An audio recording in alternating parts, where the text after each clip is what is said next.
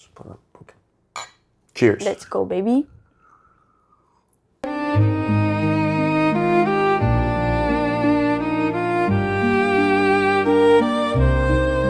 Hello, I am Sarah, and this is my boyfriend Sergio. Hello. We thought we would try something different, and I'm gonna explain some of my favorite girly romance fantasy books to him while we have a couple drinks. And we thought we would call this Spill the Plot.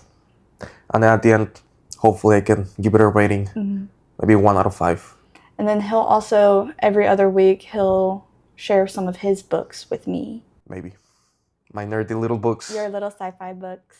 Tonight's book has enchanted bargains, charming immortals, and honestly enough emotional whiplash that it feels like a roller coaster. What's the name of the book? Once Upon a Broken Heart. By? Stephanie Garber. Okay. Cheers. Let's go, baby. When was this book released? Like, is it Twilight No. era? 2021. This was released in 2021. Very fairly recent. Okay.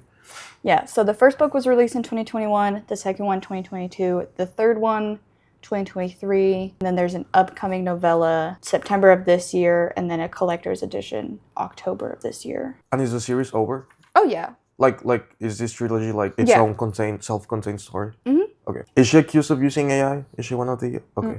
Because I think 2021 was before that big rise of AI. Okay. No, yeah, she's a highly rated and praised author. She did the Caraval series that I got the book for. I remember the cover of those books. That was like the carnival magic-y one. Opening with our main character, Evangeline Fox. This printed kind of badly. She's got pinkish... Is this official art or fan art? Fan art. Okay. All of this is fan art. Okay. And whatever the hell that is. But all of this is fan art. Oh, and this is Heidi Pose. Oh, yes. We didn't introduce her before. This is our dog, How to Pose. Hopefully she's not annoying. I doubt it. She's chill. Evangeline Fox, our main character. Fox? Fox. Like the animal? F-O-X. Yeah. Some background to her. Both of her parents are dead. Her dad, just recently died. Her stepmother hates her. Kind of a Cinderella situation. She's poor, and everyone thinks her pink hair is odd because nobody else has, differently colored hair. Oh, are we living, in a human Yeah. It's world? It's human. Okay. We'll get there. Is it based on a real-life place, Michigan? No, this is, right now, we're in the southern portion of the land that they live in. If you would like, there is a map on the... It's only of the north where the map is, because everything in the south kind of just happens in these first couple pages. So there's a map of the north, which is where we spend the rest of the book. There's titties on the first page. Where's the map? You were looking at it. This is the map? Yes. This is not a map. It's a fantasy map. This is not a map. It's a fantasy map, okay? They're not always the best maps. That dragon looks like a Dragonite from Pokemon. This is not a map. I'm sorry, but this is... Oh, this is not a map. Anyways, so we open with Evangeline trying to find this missing / continuously disappearing door to the Church of the Prince of Hearts. She finds the door, she goes inside, and she begins to pray to him to stop the wedding between Luke, he doesn't really matter, so he doesn't get a full picture of her beloved Luke and her stepsister, Marisol. Okay. So, Evangeline and Luke have been canoodling, kissing, they love each other, but out of nowhere, Luke proposed to Marisol, and now they're getting married. So she goes to the Prince of Hearts, a fate, capital F, fate, to beg him because she believes that Luke is under a curse, and that's why he proposed to her stepsister, not her. As she is praying in this church, she's alone, she hears, there's a statue at the at the front of the church. She hears, "Personally, I think I'm more handsome." She looks this man up and down. That's what this man says? That's what this man says. Okay. She looks this man up and down, takes in a deep breath. "It's you, the Prince of Hearts." Everybody welcome in the Prince of Hearts, aka Jax. His name is Jax. He's the Prince of Hearts.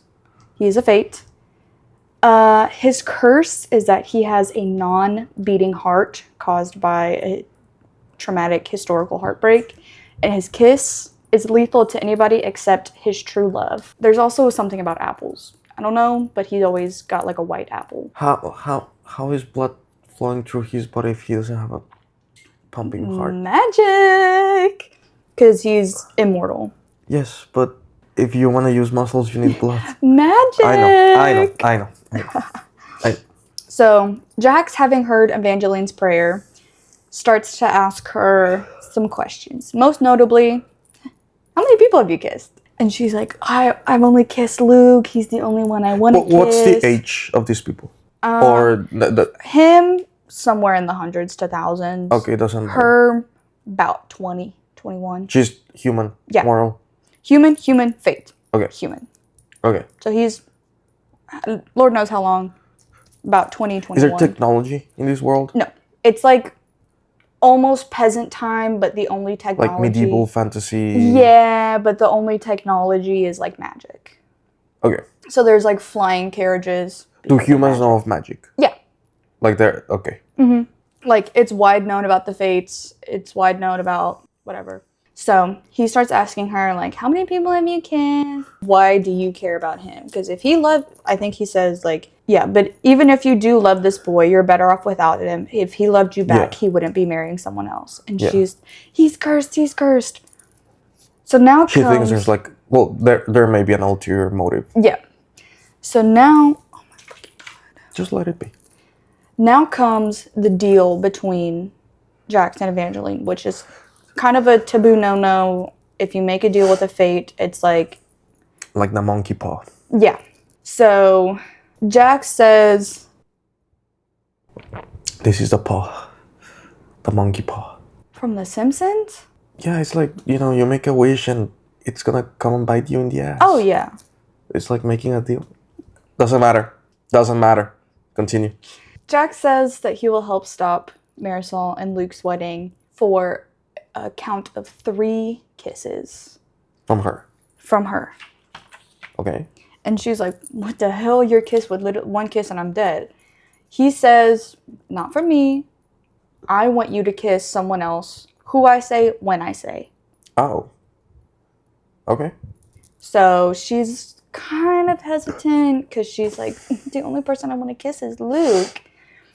And he teases her by saying, why the hesitation, pet? They're only kisses. Whether this Luke is horrible at kissing or you're afraid to say yes too quickly because you secretly like the idea.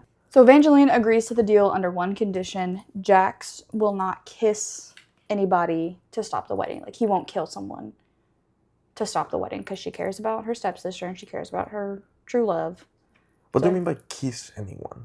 His kisses are deadly. But like, he could kill someone with his hands. Like, why use that specific wording? Because that's his power as a fate. Like, yeah, he could kill someone with his hands, but his whole thing is, I kiss someone to kill them. But that's like a very weird wording. It's like, I promise I won't kiss anyone. Like, weird, funny, just like, yeah, odd, I guess. So he agrees. With one last question, he asks, how did you get the door to let you in? Like the door to the church. She just says, I asked it politely. He goes, that's all? You didn't find a key? She says, I didn't even find a keyhole. And then something like victory glimmers in Jack's eyes. Then he grabs her wrist and bites her, leaving 3 broken heart marks on her wrist for the 3 kisses. Oh, okay. Yeah.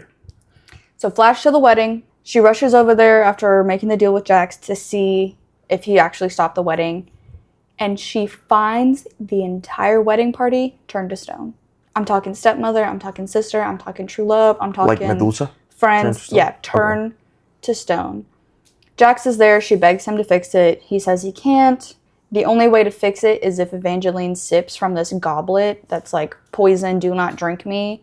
And basically takes the place of everyone who's stone. So she would become stone and everybody else would become free. See, this is too complicated now. Like, not from like a book standpoint. It's just like in world. Like, it's already too, she's going too deep down the rabbit hole. Anyways, continue. Wait, so she's fine? No, she's fine. Yeah. She's stone and he's Oh, stone. she's the one that needs to take place of the She's other the one stones. who needs to take place. Okay. Because stepsister and true love and everybody else that are there are stone. Okay. So she's like, I'm going to do it. I feel so terrible. Like, I'm going to save everybody. And Jax is trying to convince her, like, no one's going to save you if you turn yourself to stone. Like, heroes don't matter. Like, you just care about saving everybody else. They just care about themselves. No one's going to help you. She ultimately ends up drinking from the goblet. Again, just like the monkey paw. And turns to stone. We get some thoughts from Evangeline while she's stone. Her hoping that someone will save her, like Jax will come back and save her, or Luke will come and save her, her true love. And she starts to feel regret, like, oh, I'm going to live forever as a statue. Like, why did I do this? Blah, blah, blah. And then she starts to feel something. She starts to feel her skin. She starts to feel her legs, her toes, her fingers. She's alive. And then we are introduced to someone who doesn't really matter. Poison. Another fate. Poison. He specializes in deadly toxins, potions. There's not much on him. He was the one who created the elixir that turned everybody to stone. And ultimately, he's the one that ends up saving. Yeah, cure. Because she was alive the whole time, but ends up curing Evangeline. How long was she a stone? Oh, okay. While she's like talking with Poison, we find out that she was stoned for 6 weeks. Okay. And we get a little more info on the fates as a whole. So I think there's like 8 of them, maybe more. I don't remember. Like total in all of in this whole world. Okay. They disappeared for a couple of years because they were trapped in a card deck called the Deck of Destiny. But they all escaped and have made their return. And all of the fates except Poison, not really exiled, but have just moved to the magnificent north. Poison only stayed in the south because he is the palace poison master and he cares about like still living in the south because that's his home. Okay. So after that kind of lore drop, Evangeline leaves his lab and walks into a room full of people cheering, welcoming her back. And can we guess the only person who's not in that room? This guy? Luke! You got it right. Then we find out that while she was stoned, many of men came to her stepmom wanting to become her suitor. Oh my god, I would love to, take her on a date. But it's at that time where it's like, you have to be in a room with a chaperone. Wait, who's suitor? Evangeline. But she was a stone. Exactly. But because of her heroicness and how much she... But like what was this... What was the plan? Like, take the stone out on a date? I don't know. But ever since finding out about her heroic act, she became the town princess. Everybody loved her. So basically she became kind of famous. Yeah, she became the town hero. We are introduced to Cutlass Nightlinger. He is the writer for the town gossip. Nightlinger. Okay. K-N... He lingers in the night? But like K-N-I-G-H-T.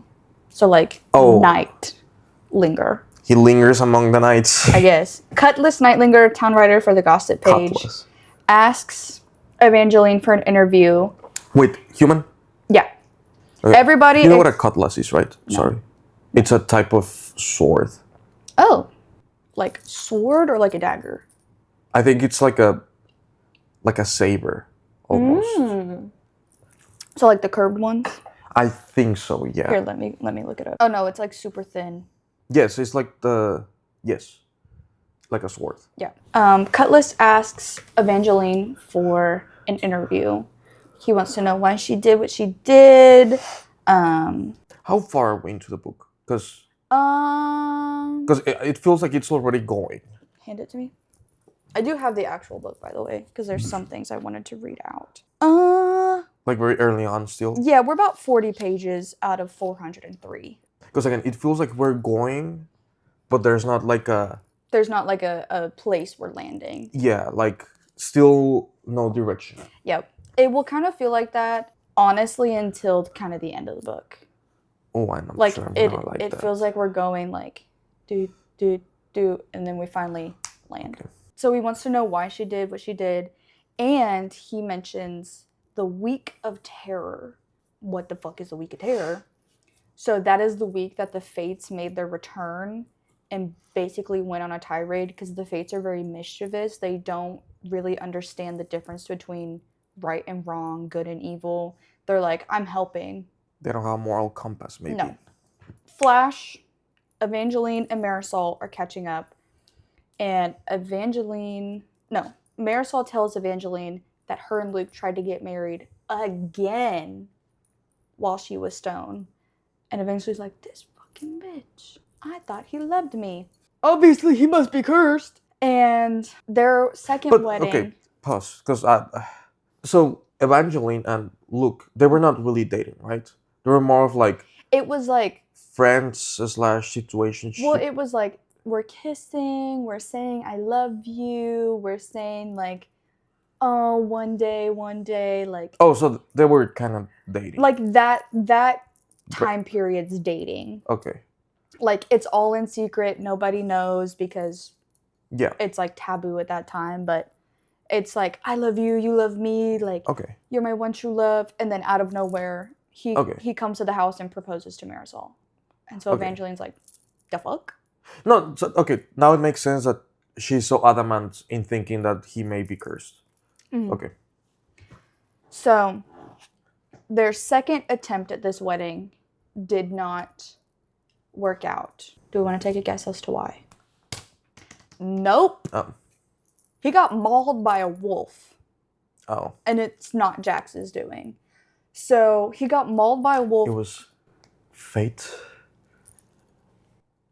Maybe. Destiny. Sorry. Because destiny is also a big thing in this. So she's really upset. Wait, he's alive? He's alive. Like injured, the doctor said it's a miracle that he's alive. Okay. And Marisol is saying, like, he won't speak to me. I've tried to go to his house and see him, but he's just locked himself in his room. Well, why is this bitch not answering? Like she's also at fault for trying to marry this guy. It's not only this guy. But she doesn't know that they were together because it was a secret. Shit. It was a secret. Okay. Nobody knew that they were together. He was double dipping. He was double dipping, or he's cursed. I mean, but he was double dipping. Why? Maybe because he's cursed. Maybe because of something else. I don't know. But he was double dipping. Okay, because of this 2-time failed wedding, Marisol is dubbed the cursed bride, and everybody's like, "Don't try to marry her, bro. Like you're gonna fucking die." Like, even though he's not dead, it's just like, she's cursed! Don't go after her! I mean, I know she's done nothing wrong. I still don't like her. But everybody in this world is like, the fates, curses. Like, it's very, like, magic is known, but it's also always kind of scary. Like, I'm not getting all of the fine details, because that's what you get when you read the book. Yeah. And I don't know if it's her fault for not telling her the truth about this guy. But right now, I don't like her. And I don't know if that's going to change. Flash, they've gone home now. And Evangeline walks into her room and she finds a letter on her pillow from Luke. And it reads, "Meet me at the curiosity shop first thing after sunrise." So I forgot to mention, her dad, before he passed away, owned like 4 different shops around town. A bookstore, a curiosity shop. Like biological dad? Yeah. Okay. Biological parents. So... is this an old letter from before she was stoned? Is this a new letter because Marisol was saying that, like, he's been shut away in his room? We don't know. All letters should be dated. This one's not. I can already tell he's a dumbass. None of the letters in this book are dated. Just a heads up. So, date your letters. We're at the curiosity shop. And it's closed. It's boarded up. There's a sign that reads, "Under new ownership, closed until further notice." And Evangeline loses her fucking shit. So the father passed away. Who was taking care of all of these jobs? The stepmom. Okay. Even though the curiosity shop was willed to Evangeline, the stepmother was like, "Bitch, you're stoned, you're dead. Close it up." Because it was one of those, like, when her dad, like, her mother passed away before her dad passed away, and when her mom passed away, because they were poor, the dad was like, "I need to remarry so that way if something happens to me, you're at least, you have someone to take care of you." Yeah. So the second marriage wasn't a marriage of love. Again, very Cinderella-esque. Okay. So now we know that the letter from Luke is old. Because she's like, there's no way he would have had me come to the curiosity shop knowing it was closed. So she's crashing out, and a guard sees her crying. And he's like, hey, babe, you kind of need to calm down. Like, you're freaking everybody out in the town. And then he recognizes her as the freaking heroic hero of the town. And he says, can I get an application? For what? An application for what? A posse? Boom! So the Whisper Gazette is where Cutlass Nightlinger's his like gossip page. It says that. Wait, how is this? Is it like a newspaper? Yeah, situation? so like the Bridgerton, like Lady Whistledown, like it just gets passed out to the entire town, and it's like today's latest gossip. I have no clue what she just said. Like, is the printing technology already a thing? Yes. Okay. It's like a physical paper. It's like this universe's Twitter. Someone died, or these people were seen together. Okay. So, the Whisper Gazette says that Agnes, again, we're just using they don't really care, so they don't get a full picture. The stepmother is offering out applications to become Evangeline's suitor, her potential hubby. Oh, let's tell them what we're drinking while we refill. I have a blood orange tequila high noon. How about super dry Asahi? So Evangeline comes home after seeing that the shop was closed, finds all of these men outside her family home, and her stepmom Agnes is just taking in all these applications, happy as can be. And Evangeline gets so overwhelmed that she just yells out, I'm cursed! I'll turn you to stone! And all these men run. I don't want to be cursed! Fuck this! Oh my god! There's no cursing in this book, by the way, because it's YA. This is all just me. Oh. So, as we said, the stepmom, evil. She just puts on this happy-go-lucky front for the public. So she gets very mad that Evangeline did this, and she's like, you wretched little girl. So to kind of be an ass back to Evangeline, she reads this letter that Luke sent to Marisol. Mind you, Luke has been MIA. We haven't seen nor heard anything. Probably at the hospital. So this is a letter. Marisol, my most precious treasure, I wish I didn't have to say goodbye this way, but I'm hoping this will not be a true farewell. I'm leaving Valenda, the town, in hopes of finding a healer. The next time I see your beautiful face, I will be the Luke you first fell in love with, and we can be together again, with every heartbeat from my heart. So, Evangeline is obviously crushed. And she's like, the hell? Luke never wrote like this. In my letters, it was always just, meet me, curiosity shop, after sunrise. None of this, my darling, my love. Oh, so she's the psycho.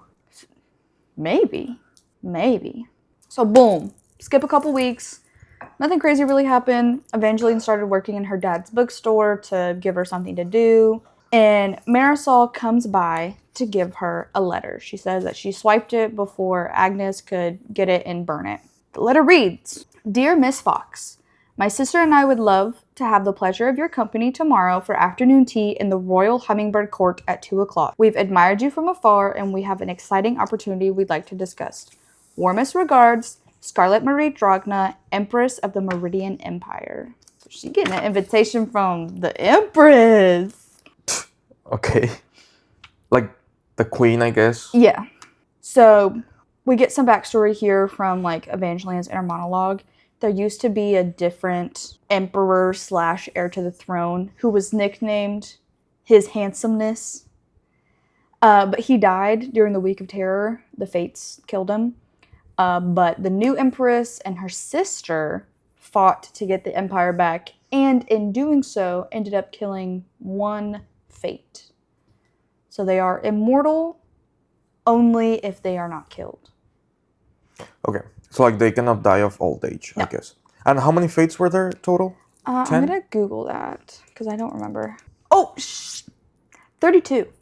Okay. So I was wildly incorrect. So, like, a full deck of cards? Yeah. Okay.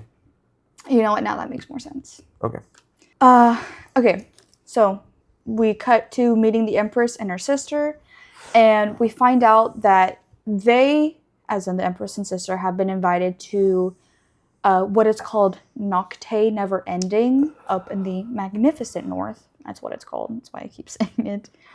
But rather than going themselves and leaving the fresh empire, abandoned because they just got it, they want to send Evangeline, the town hero. This is the letter they get. In honor of His Highness Crown Prince Apollo Titus Acadian, you have been summoned to the magnificent north to attend Nocte Never Ending. Festivities begin on the first winter's day, and they will not end until Prince Apollo has found his bride. So I guess this Apollo guy wants her. Well, this is sent to like all the kingdoms. He just wants a wife. Okay. Because remember, this was sent to the Empress, Yeah. not to her. But they're like, hey, we don't really want to leave like this empire that we just got. How about we send the town hero? So she agrees, and she asks if she can bring Marisol because of this whole cursed bride situation. She's like, if I bring her to the north, well, nobody will know her. She'll be fine. They say, go for it. So, boom, we're at the house now where Evangeline overhears Agnes being nasty to Marisol. This is what she hears through the door. Mother, please don't say that. It's true, my little girl.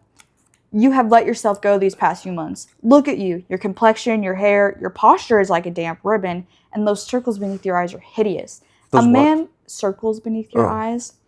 A man might be able to overlook your little cursed reputation if you were something to look at, but I can barely tolerate the sight.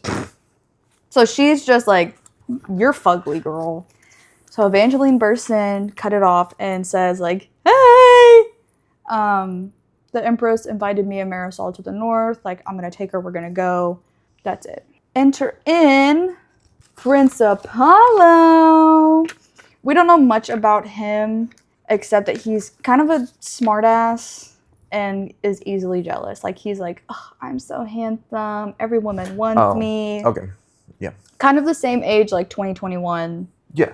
So, Flash, we're on a boat to the north.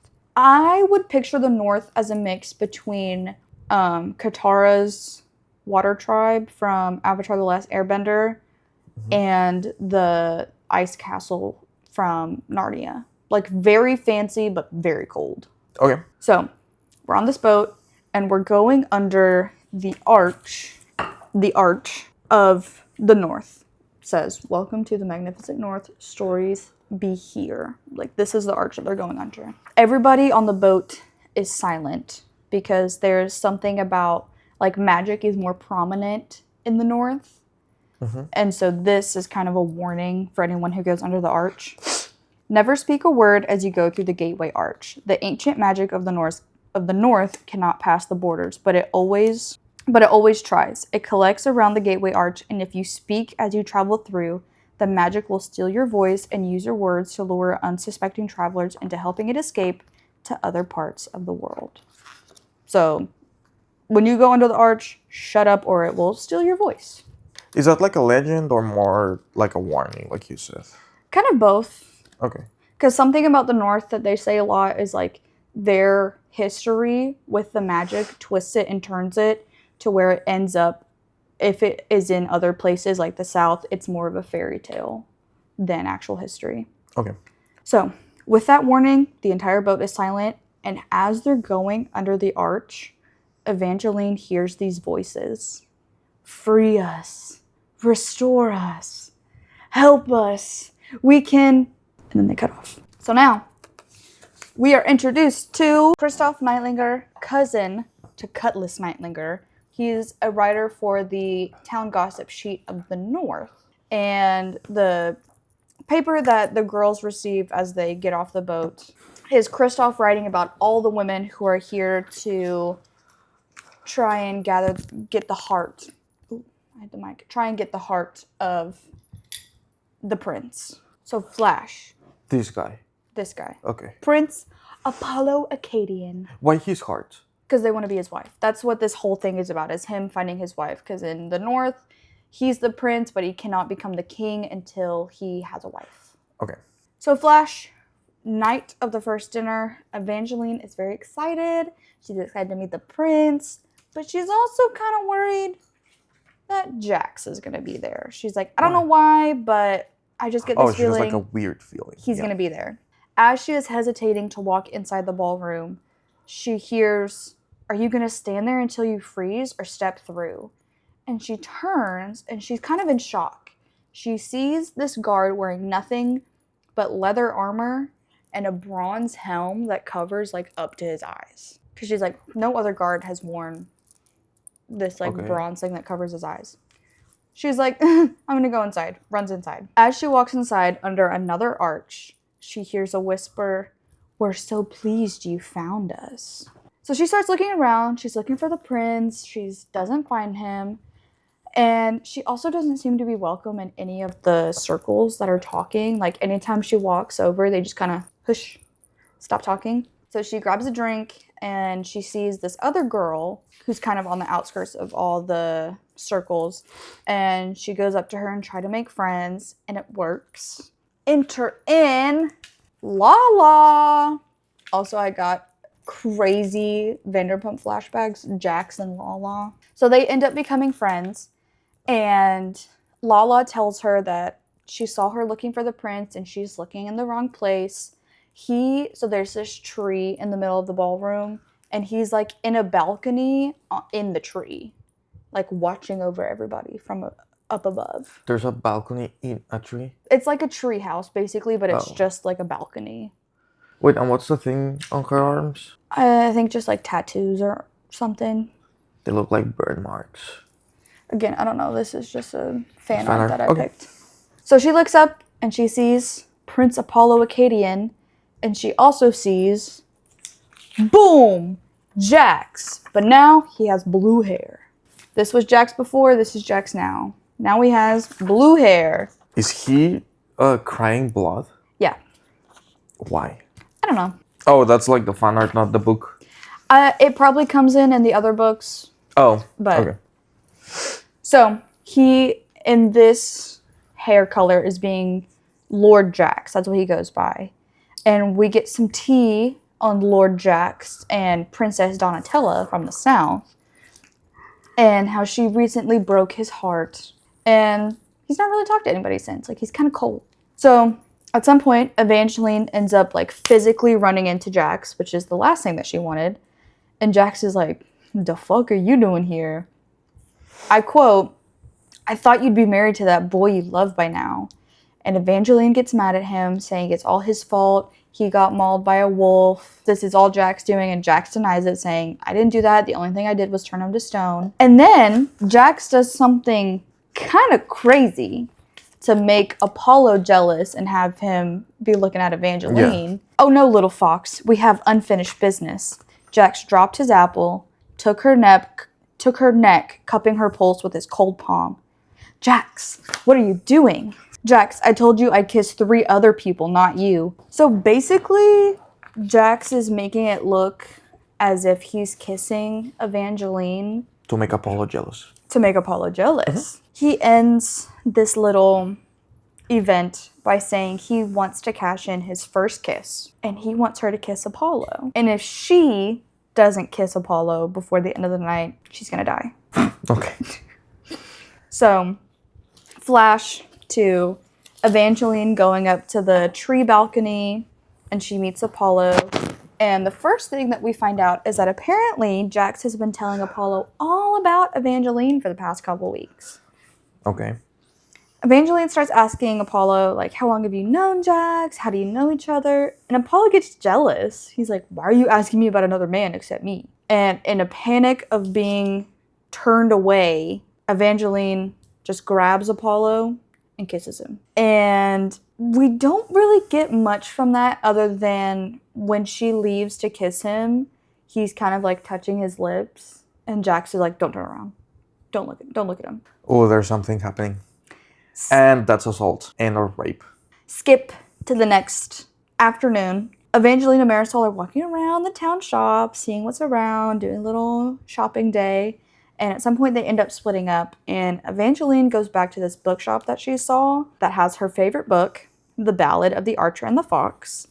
And due to the northern magic, nobody knows, like, the magic makes them forget the ending of this story. So What? So like the book is enchanted yeah, almost? like or the like cursed? story. So they can remember everything except the end. So she wants to find the book to finally see the end of this story. And she goes and she finds a sign on the door that says, "Gone for lunch, should return eventually." So she's like, "Hello, hello." And someone tells her that it's closed, and she turns around, and all of a sudden, it's dark outside. The moon is out, the streetlights are on, it is dark. Mind you, 2 seconds ago we were in the afternoon. And she looks back at the door, and the door is like fallen off its hinges. It's dusty, it's dirty, the sign is kind of decrepit, as if it's been there for years. Very odd. She's very confused. Like it looks run down pretty much. And the voice that told her it's closed is the guard from earlier with the helm and everything. Like the half. Yeah. And she jokes like, "Oh, you must be following me." And then she kind of runs off to get ready for the evening festivities. Kristoff writes a gossip page about the cursed bride. It's like, beware. Who was Christoph? The cousin to Cutlass, the gossip writer. Okay. He writes about Marisol being the cursed bride and basically tells everyone to be careful. And after reading this, Marisol gets a little nervous and worried, and she goes to fix something on Evangeline's dress. Her dress is like covered in flowers, and she goes to fix this flower, and it rips off. And Marisol's like, "Oh my god, I'm so sorry." And Evangeline's like, "It's fine. Don't worry about it. No one's gonna think about it." And then afterwards, Evangeline's kind of thinking to herself, like, that was stitched on pretty well. Did she do that on purpose? Like, did she purposely try to mess up my dress? So she has a weird feeling, and as they're leaving to get into the carriage, Evangeline forgets her gloves. She goes back inside, and she goes into Marisol's room, and she's looking for, like, any spell books or anything kind of weird. And all she finds is a cookbook titled "Recipes of the Ancient North," translated for the first time in 500 years. Nothing crazy. Flash to them walking into the ballroom, and Evangeline gets hit with a gust of wind as she walks in. And in that wind, she hears a whisper say, "We've been waiting for you." Evangeline runs into Lala, and they start hitting it off again, and they see a group of people playing kissing chess. Kissing chess? Kissing chess. So I have the rules of kissing chess. There aren't many rules to kissing chess. Each side has one player who moves their human piece about, coupling them with opposite pieces until a pair decides that they'd rather kiss each other than anyone else. That's kissing chess. Weird, but okay.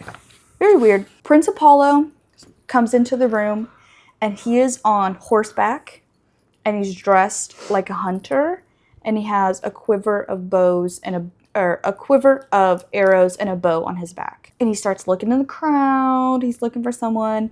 And Lala is giggling with Evangeline, like, "I think he's looking for you, like, the kiss you guys had last night, whatever." And Apollo announces he only wants to dance with one girl this evening. So Evangeline starts to step towards him as they're like kind of walking like this. But Apollo stops short and grabs the hand of a different girl.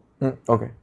And everybody starts going, she really thought the prince was going to dance with her. So to kind of drown her sorrow, she goes to get a drink, and she hears Jax's voice in her head. "Self-pity doesn't look good on you, little fox." And then she hears a different voice behind her, like, excuse me, Evangeline." And it sounds a lot like Apollo, but she's like, "This man just asked to dance with another girl." So she doesn't answer.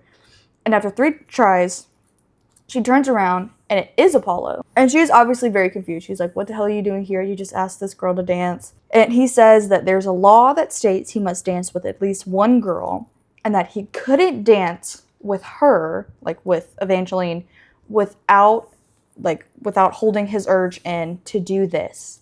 And he gets down on one knee. "Evangeline, will you marry me?" And she says, yes. Why? Who wouldn't say yes to a prince asking them to marry them? I wouldn't. Flash to the next morning. So wait, is she cursed? Like, are her kisses magic or doing something to him, I guess. Possibly because of Jax, but Yeah. we don't really know. No, I know we don't really know. I'm just thinking out loud here. So flash to the next morning, Marisol and Evangeline are talking about everything from last night. Marisol gets a little bit snippy. You're right, I shouldn't listen to gossip, but it's not just the rumors. Evangeline tried to say it softer this time.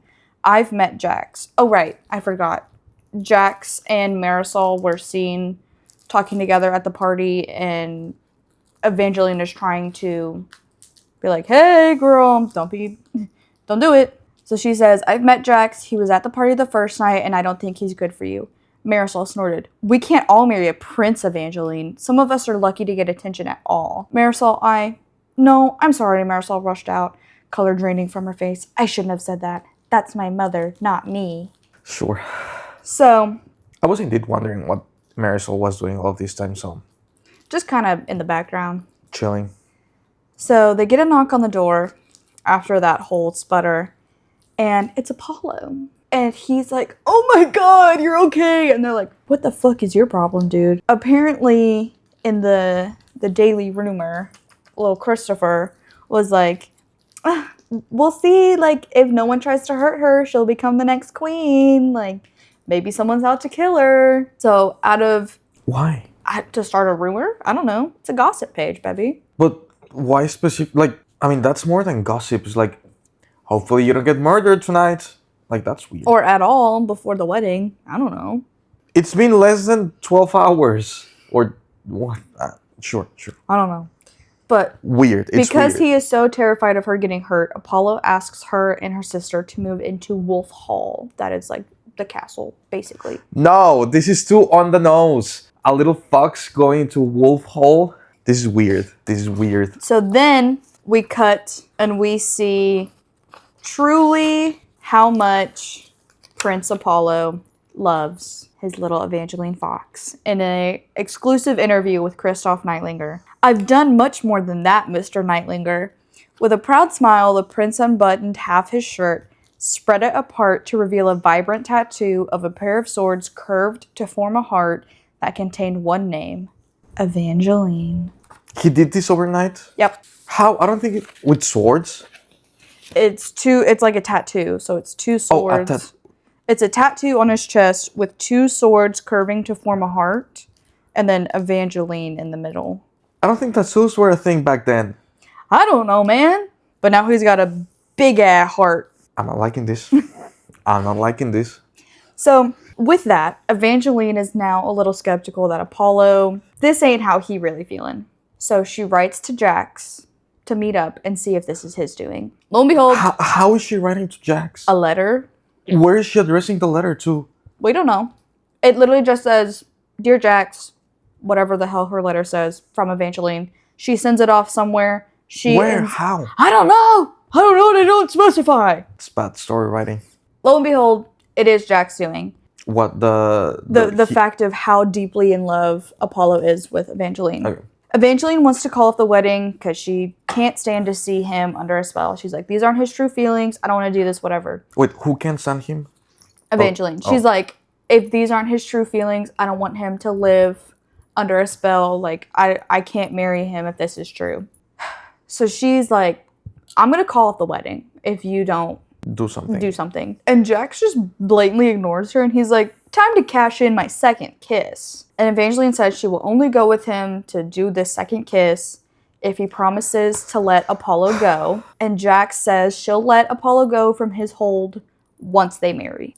That's that. Evangeline mentions that she saw Jax talking to Marisol, warns him to stay away, and that if he tries this, he's going to drive a wedge between them. Jax yet again warns Evangeline about her stepsister. The wedge is already there. That girl is not your friend. She might tell herself she wants to be, but she wants what you have even more. Yeah, so Marisol is jealous. Boom, flash. We're at... Flash? Forward? Backward? Forward. Okay. We're at the Fortuna household. The matriarch of the Fortuna household, Tabitha, again, not really important, is the one that Jax wants Evangeline to kiss. However, this one can be a girl? On the cheek or on the hand.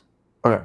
So it doesn't matter. And a girl, yeah. So they walk in, and Tabitha immediately threatens them with death. You have 1 minute to get out, or my dogs are gonna fucking kill you. I want to see them try. So, to save them, Evangeline rushes and kisses her on the cheek, and all of a sudden, she doesn't mind that they're there. She is the nicest lady possible. Sorry, but if I am threatening to kill someone and they try to get close to me, yeah, like you do so, like. No, apparently this old lady, she just has no reaction. Evangeline kisses her cheek, and she's like, "Why I? Oh my God! Hey, Queen, how are you?" And where are the dogs?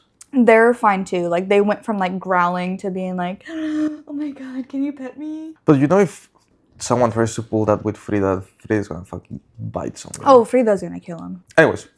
So Jax tells Evangeline, because for some reason this power only works with Evangeline because she's the one who did the kiss. Jax tells Evangeline to ask to see the Fortuna Vault. That's what he wants to look at. That's his ultimate goal. Jax's. Yeah. And the matriarch, she struggles a little bit because you can tell that like her actual self wants to say no, but the magic of the kiss is making her say yes. She's like, well, we don't really tell anybody, but for you. So she's conflicted, yes. They don't really see anything. In the vault. Well, on the way down. Oh. So, out of nowhere, Tabitha goes, "You can't tell anyone. Evangeline, please don't think poorly of me for having this here." She's like, for what? Like, why am I going to think less of you? They see this arch, very similar to the gateway arch that we saw going into the Magnificent North. Because this arch was supposed to be destroyed, Jack stopped right in front of the structure, went absolutely still. So she has something that was supposed to be destroyed like a long time ago.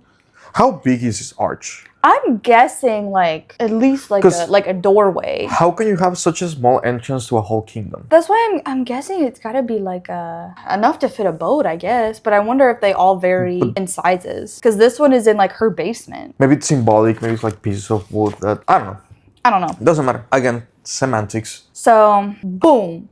They go through the arch as like a portal in order to get to the vault. As we go through the arch, we hear, because the way that they open this is Tabitha like pricks her finger and uses her blood to open it.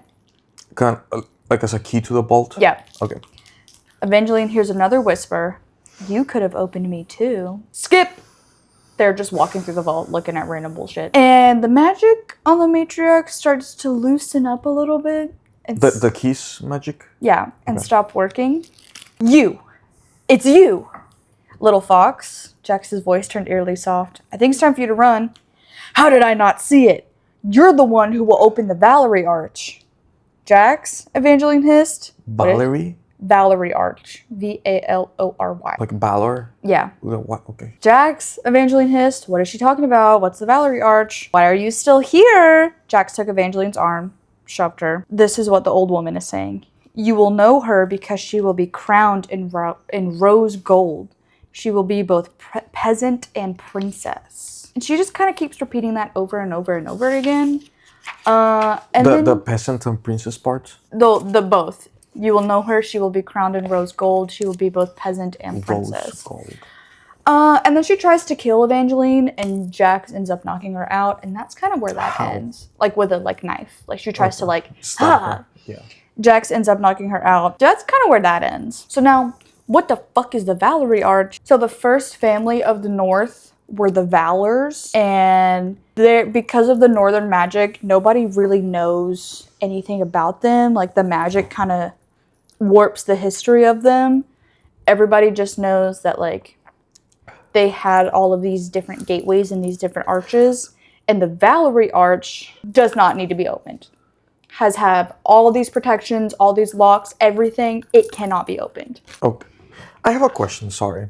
When you presented Jax, he was like, I was gonna say this all-powerful creature. I guess not all-powerful, but he has magic. He clearly possesses an advantage over a normal human being. Why is he doing this with Evangeline? He had done all of this by himself with his magic and his powers. So supposedly, from what this old lady just said, you will know her. She will be there's something special about in her. rose gold. She will be both peasant and princess. Okay, so there's something special. There's something special about Evangeline. We don't know what it is, but there's something special about her. So flash, Evangeline's at the library of Wolf Hall. She's trying to find out more about the Valors, about the Valerie Arch, why the hell Jax wants to know about this. She can't find anything, and she asks the librarian, and he takes her to this door, and it's like a circular door, kind of like the arches. And he says, it is believed that every story about the Valors is on the other side of this door. Unfortunately, no one has been able to open this door since the age of the Valors.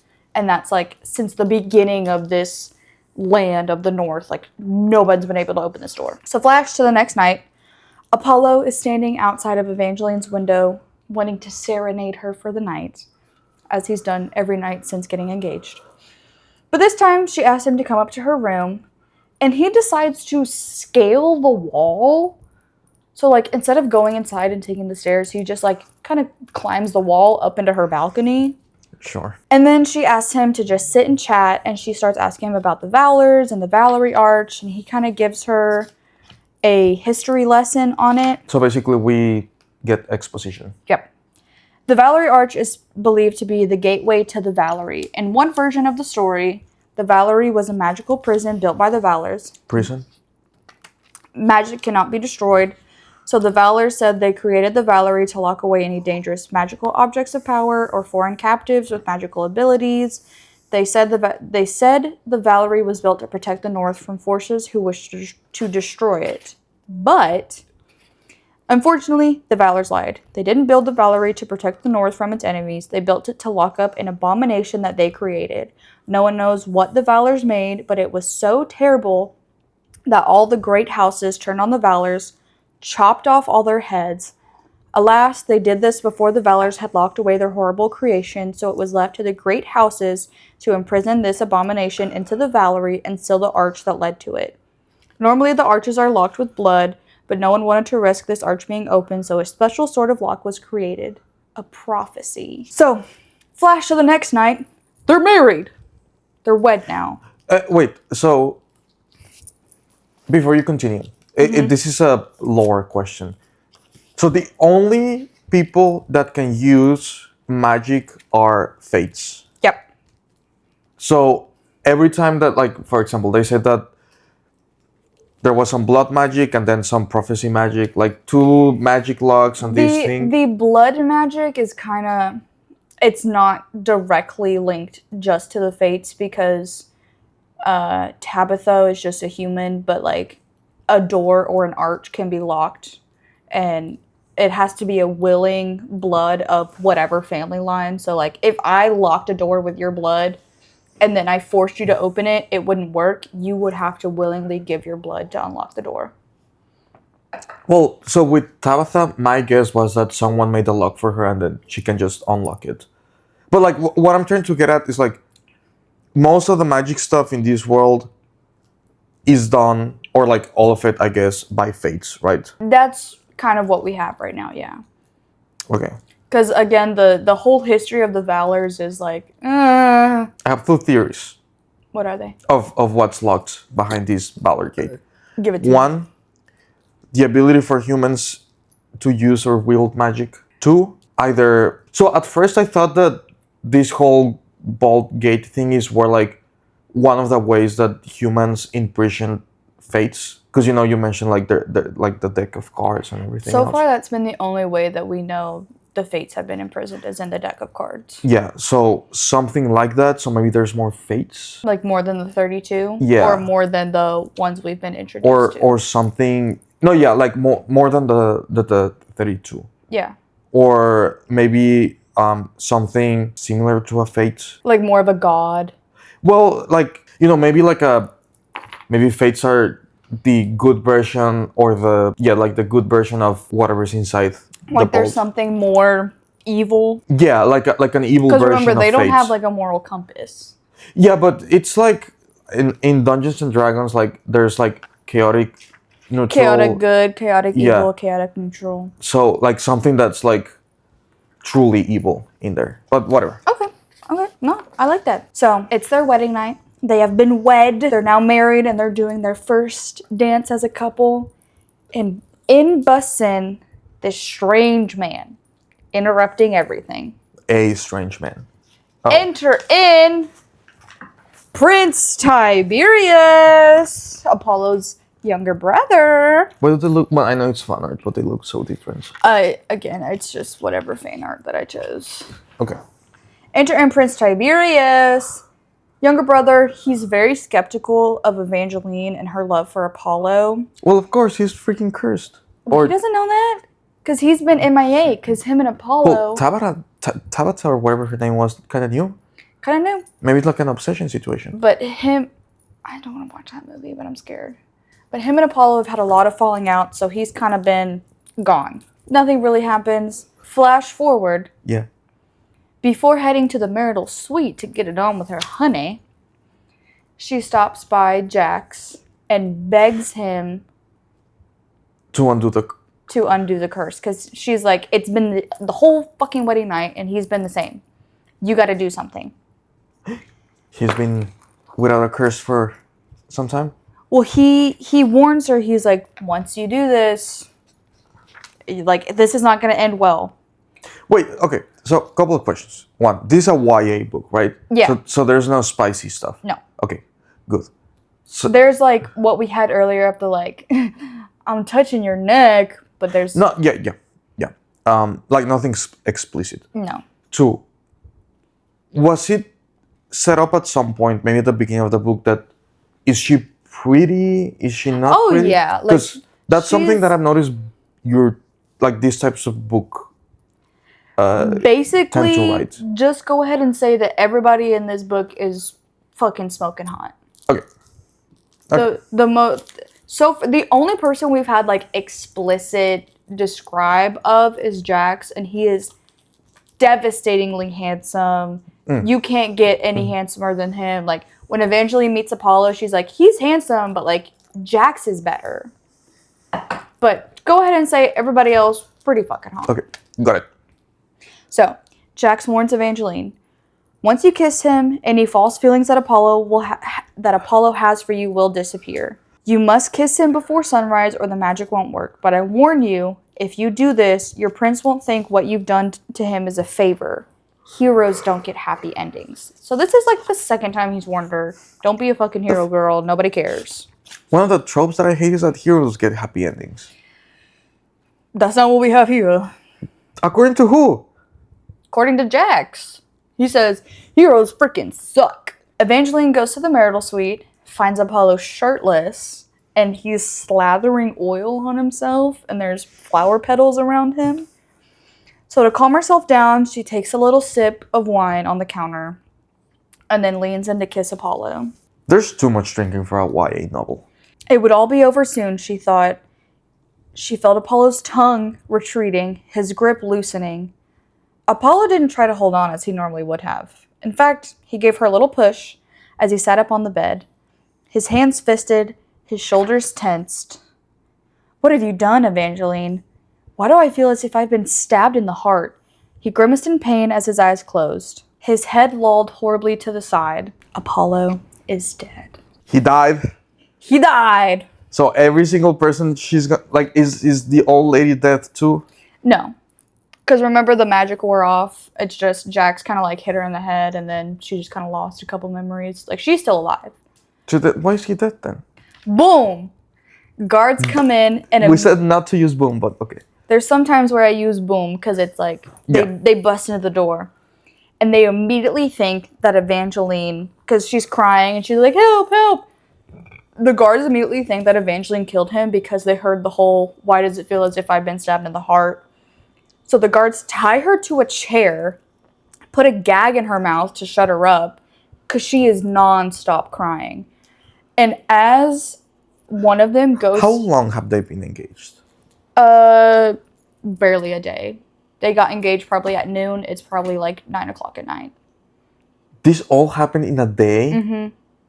And she's already crying like that? Yeah, she's... Oh, I wouldn't give a fuck. Uncontrollably sobbing.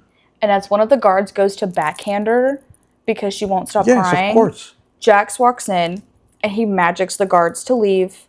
And he goes to help Evangeline, and he's like, what the hell happened? And he looks at the floor, and it is like a puddle of tears. And he's like... Okay. Sorry.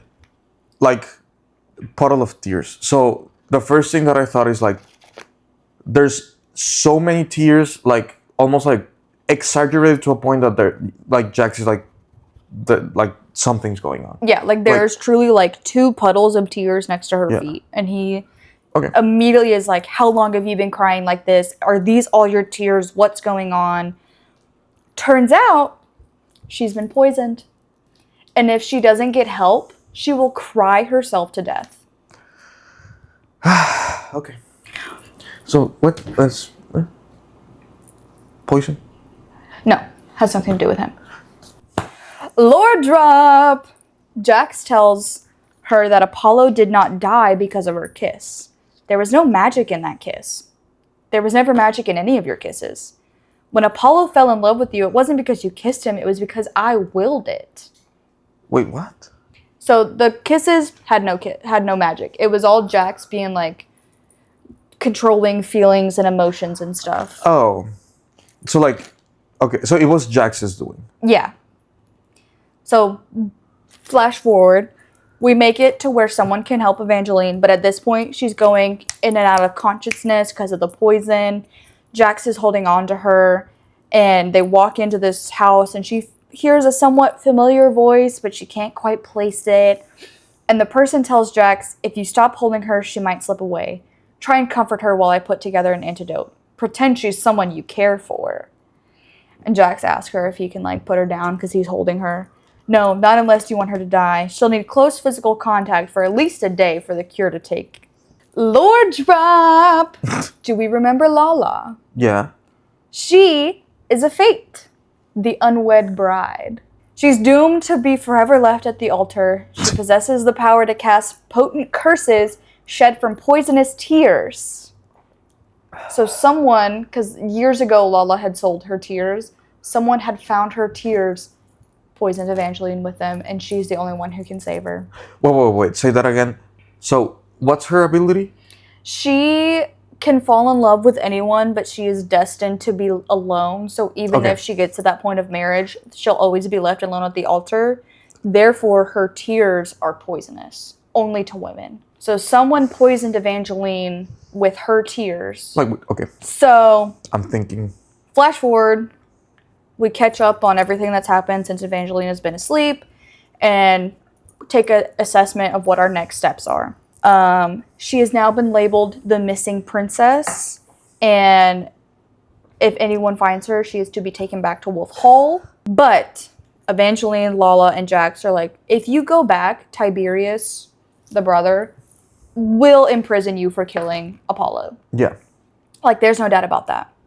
So wait, do we know why he died? No. Not yet. We just know he died. Okay. So Evangeline and Jax strike up this partnership to clear both of their names, because when she was being, tied up, she was like, it was the Prince of Hearts, not me. So they're trying to clear up both of their names from this murder. Naturally. And Jax says their first step is to go see Chaos. Lore drop for Chaos. Chaos is as old as the North and unlike the rest of us. He was never trapped in the deck of cards. He's been here all this time collecting favors and people and information. If anyone knows what happened, if anyone knows who wanted you and Apollo dead, it will be Chaos, the Lord of Spies and Assassins. He's also a vampire. I think that's where we're going to leave it for part 1. Vampires feels like a good place to leave it off at. What do you think, Bubby? I agree. All right, well, thank you so much for watching part 1. We'll see y'all in part 2. Let us know if you liked this and if you want to see more of it. Bye.